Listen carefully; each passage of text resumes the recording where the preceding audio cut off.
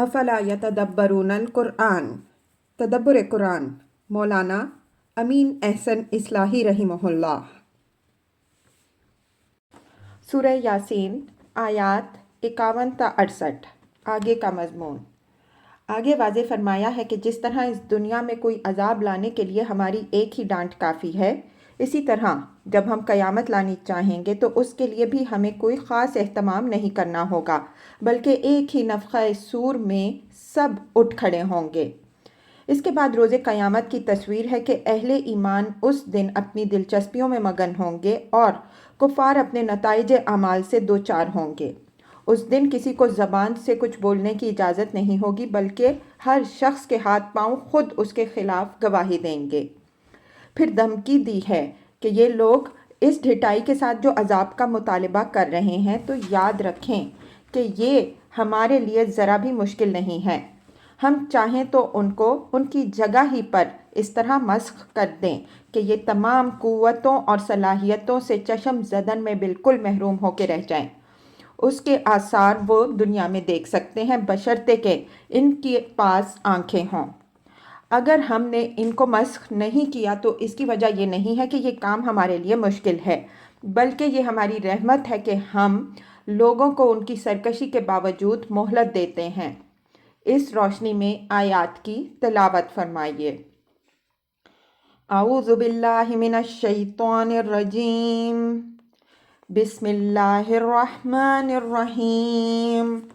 وَنُفِخَ فِي الصُّورِ فَإِذَا هُم مِّنَ الْأَجْدَاثِ إِلَىٰ رَبِّهِمْ يَنسِلُونَ قَالُوا يَا وَيْلَنَا مَن بَعَثَنَا مِن مَّرْقَدِنَا هَٰذَا مَا وَعَدَ الرَّحْمَٰنُ وَصَدَقَ الْمُرْسَلُونَ إِن كَانَتْ إِلَّا صَيْحَةً وَاحِدَةً فَإِذَا هُمْ جَمِيعٌ لَّدَيْنَا مُحْضَرُونَ فَالْيَوْمَ لَا تُظْلَمُ نَفْسٌ شَيْئًا وَلَا تُجْزَوْنَ إِلَّا مَا كُنتُمْ تَعْمَلُونَ إِنَّ أَصْحَابَ الْجَنَّةِ الْيَوْمَ فِي شُغُلٍ فَاكِهُونَ هُمْ وَأَزْوَاجُهُمْ فِي ظُلَلٍ عَلَى الْأَرَائِكِ مُتَّكِئُونَ لَهُمْ فِيهَا فَاكِهَةٌ وَلَهُمْ مَا يَدَّعُونَ سلام قولا من رب رحیم وامتازوا اليوم أيها المجرمون ألم أعهد إليكم يا بني آدم ألا تعبدوا الشيطان إنه لكم عدو مبين وأن اعبدوني هذا صراط مستقيم وَلَقَدْ أَضَلَّ مِنكُمْ جِبِلًّا كَثِيرًا أَفَلَمْ تَكُونُوا تَعْقِلُونَ هَٰذِهِ جَهَنَّمُ الَّتِي كُنتُمْ تُوعَدُونَ اصْلَوْهَا الْيَوْمَ بِمَا كُنتُمْ تَكْفُرُونَ الْيَوْمَ نَخْتِمُ عَلَىٰ أَفْوَاهِهِمْ وَتُكَلِّمُنَا أَيْدِيهِمْ وَتَشْهَدُ أَرْجُلُهُم بِمَا كَانُوا يَكْسِبُونَ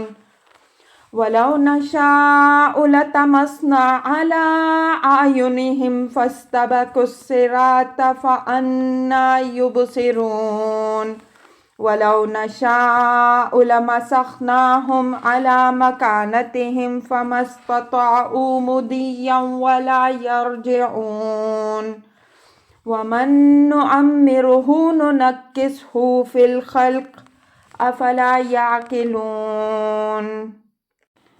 ترجمہ۔ اور سور پھونکا جائے گا تو وہ دفعتاً قبروں سے نکل کر اپنے رب کی طرف چل پڑیں گے۔ وہ کہیں گے، ہائے ہماری بدبختی، ہم کو ہماری قبر سے کس نے اٹھا کھڑا کیا؟ یہ تو وہی چیز ہے جس کا خدائے رحمان نے وعدہ کیا تھا اور پیغمبروں کی بات سچی نکلی۔ بس وہ ایک ڈانٹ ہوگی، بس وہ دفعتاً سب کے سب ہمارے حضور حاضر کر دیے جائیں گے۔ بس آج کے دن کسی جان پر کوئی ظلم نہیں ہوگا اور تم کو بس وہی بدلے ملیں گے جو تم کرتے رہے ہو۔ بے شک اہل جنت آج اپنی دلچسپیوں میں مگن ہوں گے۔ وہ اور ان کی بیویاں سایوں میں تختوں پر تکیے لگائے بیٹھے ہوئے ہوں گے، اور ان میں ان کے لیے میوے ہوں گے، اور ان کے لیے وہ سب کچھ ہوگا جو وہ مانگیں گے۔ ان کو سلام کہلایا جائے گا پروردگار رحیم کی طرف سے۔ اور اے مجرموں، آج الگ ہو جاؤ، اور اے آدم کے بیٹوں، کیا میں نے تمہیں یہ ہدایت نہیں کر دی تھی کہ شیطان کی بندگی نہ کیجیو؟ بے شک وہ تمہارا کھلا دشمن ہے، اور یہ کہ میری ہی بندگی کیجیو، یہی سیدھی راہ ہے۔ اور اس نے تم میں سے ایک خلق کثیر کو گمراہ کر لیا، تو کیا تم سمجھتے نہیں؟ یہ ہے وہ جہنم جس سے تم کو ڈرایا جاتا تھا، اب اپنے کفر کی پاداش میں اس میں داخل ہو جاؤ۔ آج ہم ان کے منہوں پر مہر لگا دیں گے، اور ان کے ہاتھ ہم کو بتائیں گے، اور ان کے پاؤں شہادت دیں گے جو کچھ وہ کرتے رہے ہیں۔ اور اگر ہم چاہتے تو ان کی آنکھیں مٹا دیتے، پھر وہ راستہ کی طرف بڑھتے تو کس طرح دیکھ پاتے، اور اگر ہم چاہتے تو ان کی جگہ ہی پر ان کو مسخ کر دیتے، تو نہ وہ آگے بڑھ سکتے اور نہ پیچھے لوٹ سکتے۔ اور جس کو ہم زیادہ عمر دیتے ہیں، ہم اس کو اس کی خلقت پر پیچھے لوٹا دیتے ہیں، تو کیا وہ سمجھتے نہیں؟ الفاظ کی تحقیق اور آیات کی وضاحت۔ وَنُفِخَ فِي الصُّورِ فَإِذَا هُم مِّنَ الْأَجْدَاثِ إِلَىٰ رَبِّهِمْ يَنسِلُونَ۔ اوپر کی آیات 48 تا 49 میں یہ بات بیان ہو چکی ہے کہ رسول کی تکذیب کی صورت میں جس عذاب کی دھمکی ان کو دی جا رہی ہے، اگر وہ ٹل رہا ہے تو اس کی وجہ یہ نہیں ہے کہ اللہ تعالیٰ کو اس کے لیے کوئی خاص تیاری کرنی ہے جو ابھی نہیں ہو پائی ہے۔ وہ عذاب بھیجنا چاہے تو اس کے لیے بس اس کی ایک ہی ڈانٹ کافی ہے۔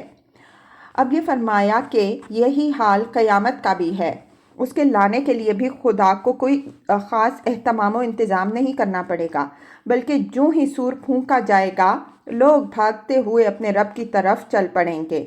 مطلب یہ ہے کہ جو لوگ رسول کو زج کرنے کے لیے عذاب یا قیامت کا مطالبہ کر رہے ہیں، وہ یاد رکھیں کہ ان کاموں میں سے کوئی کام بھی اللہ کے لیے ذرا مشکل نہیں ہے، تو یہ تو چشم زدن میں ہو جانے والے کام ہیں۔ اگر اس کے باوجود نہیں ہو رہے ہیں تو اس کی وجہ اس کے سوا کچھ نہیں ہے کہ اللہ تعالیٰ یہ چاہتا ہے کہ لوگ اس مہلت سے فائدہ اٹھا کر توبہ اور اصلاح کر لیں۔ قالوا یا ویلنا من بعثنا من مرقدنا ھذا ما وعد الرحمن وصدق المرسلون۔ یعنی یہ مذاق اڑانے والے لوگ اس وقت گھبراہٹ اور سراسیمگی میں اپنے سر پیٹیں گے اور کہیں گے کہ کس نے ہم کو ہماری قبروں سے اٹھا کھڑا کیا؟ یہ سوال تحقیق کے لیے نہیں بلکہ اپنی بدبختی کے اظہار کے لیے ہے کہ ہم تو یہ سمجھتے تھے کہ مرنے کے بعد اٹھنا نہیں ہوگا، لیکن یہ تو واقعہ ثابت ہوا۔ ھذا ما وعد الرحمن وصدق المرسلون۔ یہ ان کے قول کا حصہ بھی ہو سکتا ہے کہ یہ تو وہی بات ہوئی جس کی خدائے رحمان کی طرف سے ہم کو آگاہی دی گئی تھی۔ رسولوں کی بات بالکل سچی نکلی، اور اس کا بھی امکان ہے کہ یہ بات فرشتوں کی زبانی اللہ تعالیٰ کی طرف سے اس وقت ان کی تذلیل کے لیے فرمائی جائے کہ اب اپنی بدبختی پر سر پیٹو۔ یہ وہی چیز تمہارے سامنے آئی ہے جس سے خدائے رحمان نے اپنے رسولوں کے ذریعے سے تم کو آگاہ کر دیا تھا، لیکن تم نے ان کی پرواہ نہیں کی۔ میرا رجحان اس دوسری بات کی طرف ہے۔ اس کی وجہ یہ ہے کہ قرآن کے نظائر سے واضح تائید اسی کی نکلتی ہے۔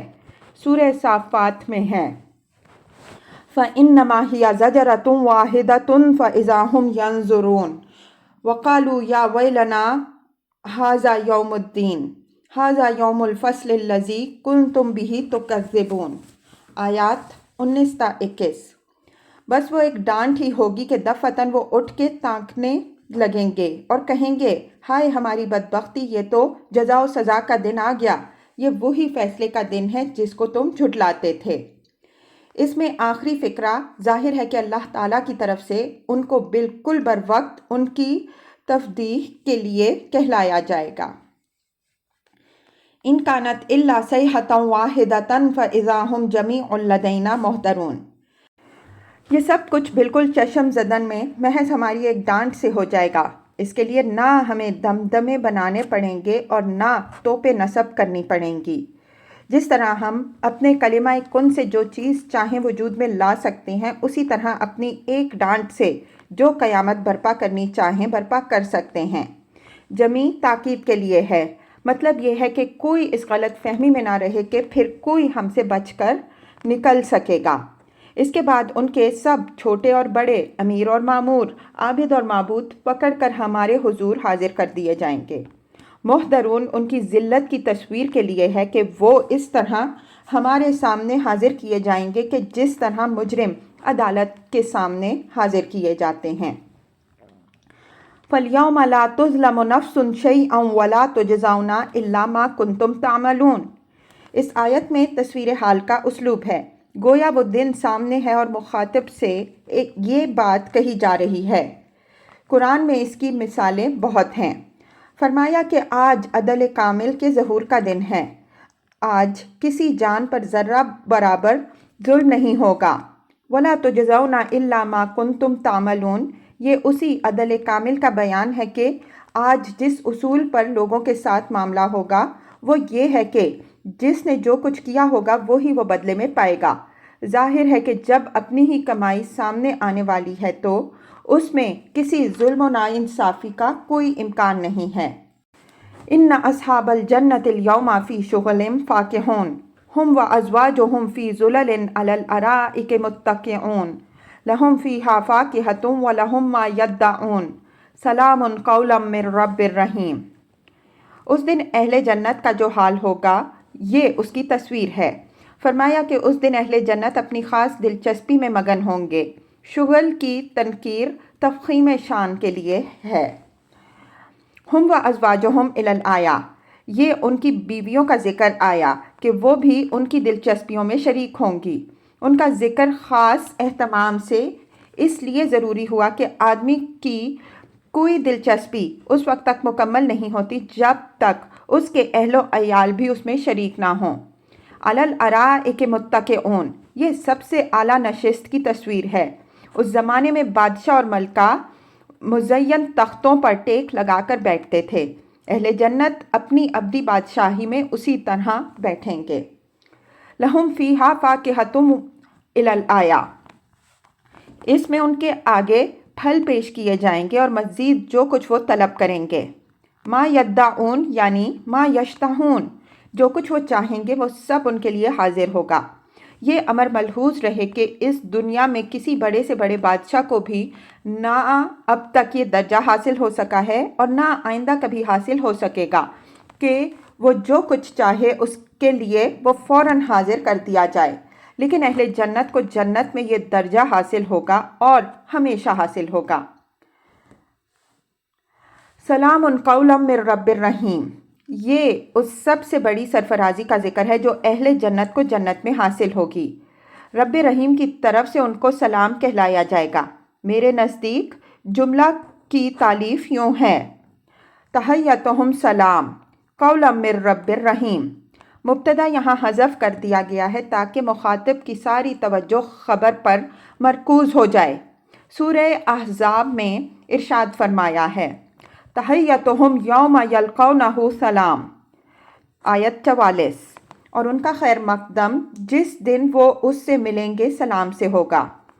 احادیث سے معلوم ہوتا ہے کہ فرشتے جنت کے تمام دروازوں سے داخل ہوں گے اور اہل جنت کو اللہ تعالیٰ کا سلام پہنچائیں گے۔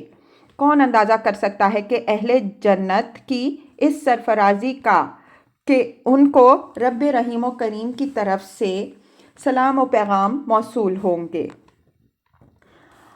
وَامْتَازُوا الْيَوْمَ أَيُّهَا الْمُجْرِمُونَ أَلَمْ أَعْهِدْ إِلَيْكُمْ يَا بَنِي آدَمَ أَلَّا تَعْبُدُوا الشَّيْطَانَ إِنَّهُ لَكُمْ عَدُوٌّ مُّبِينٌ وَأَنِ اعْبُدُونِي هَٰذَا صِرَاطٌ مُّسْتَقِيمٌ وَأَنِ اعْبُدُونِي هَٰذَا صِرَاطٌ مُّسْتَقِيمٌ وَلَقَدْ أَضَلَّ مِنكُمْ جِبِلًّا كَثِيرًا أَفَلَمْ تَكُونُوا تَعْقِلُونَ۔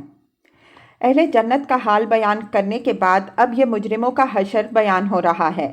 ان کو حکم ہوگا کہ اے مجرموں، دنیا میں تو تم میرے با ایمان بندوں کے ساتھ رلے ملے رہے، اس لیے کہ دنیا دار الامتحان تھی، لیکن اب جزائے اعمال کا دن آ گیا ہے، اس وجہ سے اب تم میرے با ایمان بندوں سے الگ ہو جاؤ اور اپنے اعمال کی سزا بھگتو۔ اب تمہاری دنیا الگ اور ان کی دنیا الگ ہے۔ علم عہد الیکم یا بنی آدمہ الآیہ۔ عہدہ کا صلہ جب الہ کے ساتھ آتا ہے تو اس کے معنی ضامن اور ذمہ دار بنانے کے ہوتے ہیں۔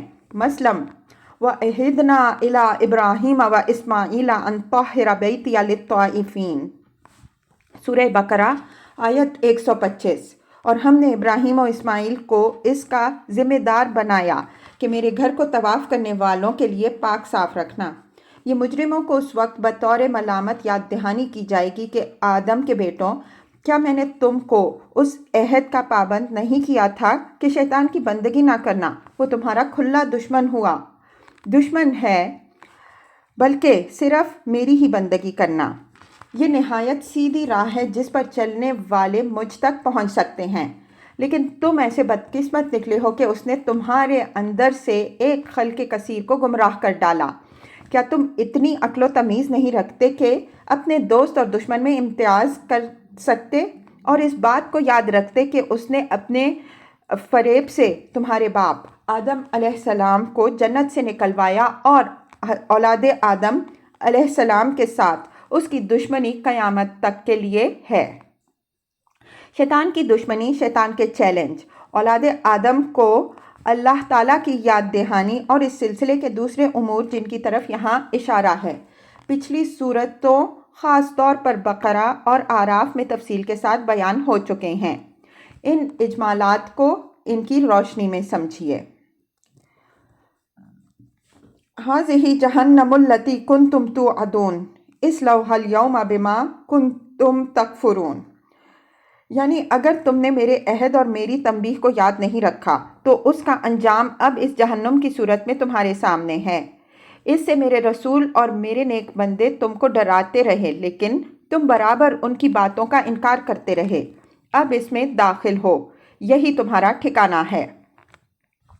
الیوم نختم علی افواہہم وتکلمنا ایدیہم وتشہد ارجلہم بما کانوا یکسبون۔ اوپر کی آیات میں اسلوب کلام خطاب کا تھا، اس آیت میں غائب کا ہو گیا۔ اس کی وجہ یہ ہے کہ اوپر کی آیات میں زجر و ملامت ہے، جس کے لیے موزوں اسلوب خطاب ہی کا ہے، اور اس آیت میں ان کی بے بسی کی تصویر ہے، جس کے لیے غائب کا اسلوب زیادہ موزوں ہے۔ فرمایا کہ آج کے دن ہم ان کے منہوں پر مہر لگا دیں گے اور ان کے ہاتھ اور پاؤں کو ناطق بنا دیں گے، اور ان کی ساری کارستانیوں کی سرگزشت ہم کو سنا دیں گے۔ منہوں پر مہر کر دینے کی وجہ یہ ہوگی کہ زبان جھوٹ بھی بول سکتی ہے اور عذر بھی تراش سکتی ہے، لیکن ہاتھ پاؤں وہی بیان کریں گے جو انہوں نے کیا ہوگا۔ اس طرح انسان پر خود اس کے اعضاء و جوارح حجت قائم کر دیں گے، اور یہ حجت تمام حجتوں پر بھاری ہوگی۔ یہ مضمون سورہ رحمان میں بھی ہے۔ فَيَوْمَئِذٍ لَا يَسْأَلُ عَنْ ذَنبِهِ إِنسٌ وَلَا جَانٌ إِلَّا يُعْرَفُ الْمُجْرِمُونَ بِسِیمَاهُمْ فَيُؤْخَذُ بِالنَّوَاصِی وَالْأَقْدَامِ۔ الرحمن آیات 39 اور 41۔ پس اس دن کسی انسان اور جن سے اس کے گناہ کے بابت پرسش کی نوبت نہیں آئے گی۔ مجرم اپنی پیشانیوں سے پہچان لیے جائیں گے، پس ان کی چوٹیاں اور ان کی ٹانگیں پکڑ کر انہیں جہنم میں پھینک دیا جائے گا۔ وَلَوْ نَشَاءُ لَطَمَسْنَا عَلَىٰ أَعْيُنِهِمْ فَاسْتَبَقُوا الصِّرَاطَ فَأَنَّىٰ يُبْصِرُونَ۔ یعنی جب ان کا حال یہ ہے کہ اپنی ان صلاحیتوں سے جو اللہ نے ان کو بخشی ہیں کوئی کام ہی نہیں لے رہے ہیں، تو یہ مستحق ہے کہ ہم ان سے ان کو محروم کر دیں، اور یہ کام ہمارے لیے ذرا بھی مشکل نہیں ہے۔ ہم چاہتے تو ان کی آنکھیں مٹا دیتے، پھر یہ راستے کی تلاش میں بھٹکتے پھرتے، لیکن ان کو راہ نہ ملتی۔ لیکن ہم نے ایسا نہیں کیا، تو یہ ہماری رحمت ہے، اور اب بھی ان کے لیے موقع ہے کہ یہ ہماری اس رحمت سے فائدہ اٹھائیں اور آنکھیں بند کر کے زندگی نہ گزاریں۔ لو شرط فعل ماضی کے لیے آتا ہے، اور ہمارے نزدیک یہاں مضارع سے پہلے فعل ناقص محذوف ہے، یعنی وَلَوْ كُنَّا نَشَاءُ۔ وَلَوْ نَشَاءُ لَمَسَخْنَا عَلَى مَكَانَتِهِمْ فَمَا اسْتَطَاعُوا مُضِيًّا وَلَا يَرْجِعُونَ۔ اسی طرح اگر ہم چاہتے تو ان کو ان کی جگہ ہی پر مسخ کر کے رکھ دیتے، تو پھر نہ وہ آگے ہی کو بڑھ سکتے اور نہ پیچھے ہی کو پلٹ سکتے۔ لیکن یہ ہماری عنایت ہے کہ ہم نے ایسا نہیں کیا، بلکہ ان کو مہلت دیے ہوئے ہیں کہ اگر وہ چاہیں تو سنبھل جائیں اور خدا کی بخشی ہوئی صلاحیتوں کا حق پہچانیں، ان کی قدر کریں اور اپنے رب کے شکر گزار بندے بنیں۔ وَمَن نُعَمِّرْهُ نُنَقِّصْهُ فِي الْخَلْقِ أَفَلَا يَعْقِلُونَ۔ اوپر جو دھمکی دی گئی ہے یہ انسانی زندگی کے احوال و مشاہدات سے اس کی دلیل دی گئی ہے کہ اللہ تعالیٰ کے لیے لوگوں کی قوتوں اور صلاحیتوں کو مسخ کر دینا ذرا بھی مشکل نہیں۔ انسان جب وجود میں آتا ہے تو وہ ایک مضغہ گوشت ہوتا ہے، پھر اللہ تعالیٰ درجہ بدرجہ اس کو قوت و توانائی بخشتا ہے، یہاں تک کہ وہ جوانی کی تمام قوتوں اور صلاحیتوں سے بھرپور ہو جاتا ہے۔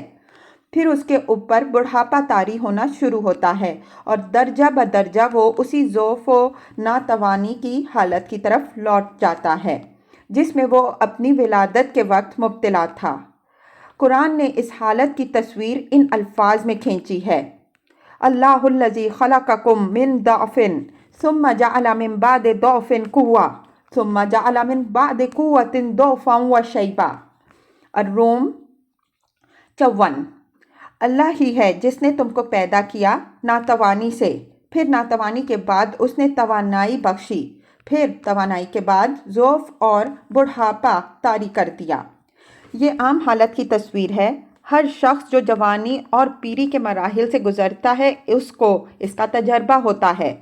قوتوں اور صلاحیتوں کی ناتوانی کا اس سے کہیں زیادہ تجربہ ان لوگوں کو ہوتا ہے جن کو ارذل عمر کے مرحلے سے سابقہ پڑتا ہے۔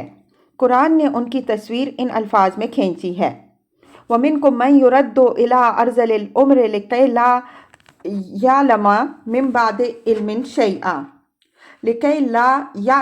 بَعْدَ عِلْمٍ شَيْئًا۔ النحل 70۔ اور تم میں سے بعض وہ بھی ہوتے ہیں جو ارذل عمر کو پہنچائے جاتے ہیں یہاں تک کہ وہ جاننے کے بعد کچھ نہیں جانتے۔ آیت زیر بحث میں اسی صورتحال کی طرف توجہ دلائی ہے کہ اس دنیا میں تم دیکھتے ہو کہ جس کی عمر ہم زیادہ کرتے ہیں، درجہ بدرجہ اس کی قوتوں اور صلاحیتوں میں ہم اس کو پیچھے کی طرف لوٹا دیتے ہیں، یعنی جس ناتوانی کے دور سے وہ زندگی کا آغاز کرتا ہے اسی ناتوانی کی طرف پھر وہ واپس لوٹا دیا جاتا ہے۔ اس سے معلوم ہوا کہ تمام قوتیں اور صلاحیتیں خدا ہی کی بخشی ہوئی ہیں، وہ جب چاہے ان کو واپس لے سکتا ہے اور اس طرح واپس لے سکتا ہے کہ کسی کو اپنے دائیں بائیں کا بھی کچھ ہوش نہ باقی رہے گا۔ تو حیف ہے ان لوگوں پر جو اللہ کی ان نعمتوں کی قدر نہ کریں اور ان کو پا کر خدا کے شکر گزار ہونے کے بجائے استکبار میں مبتلا ہو جائیں۔ تنکیرس اور نقص کو عام اہل لغت بالکل ہم معنی قرار دیتے ہیں، یعنی کسی شے کو پیچھے کی طرف لوٹا دینا، لیکن میرے نزدیک تنکیس میں تدریج کا مفہوم پایا جاتا ہے، یعنی درجہ بدرجہ کسی چیز کو پیچھے کی طرف لوٹانا۔ قرآن میں یہ دونوں لفظ استعمال ہوئے ہیں اور دونوں جگہ یہ فرق ملحوظ ہے۔ لفظ خلق یہاں خلقت کے مفہوم میں ہے اور اس معنی میں یہ قرآن مجید میں استعمال ہوا ہے۔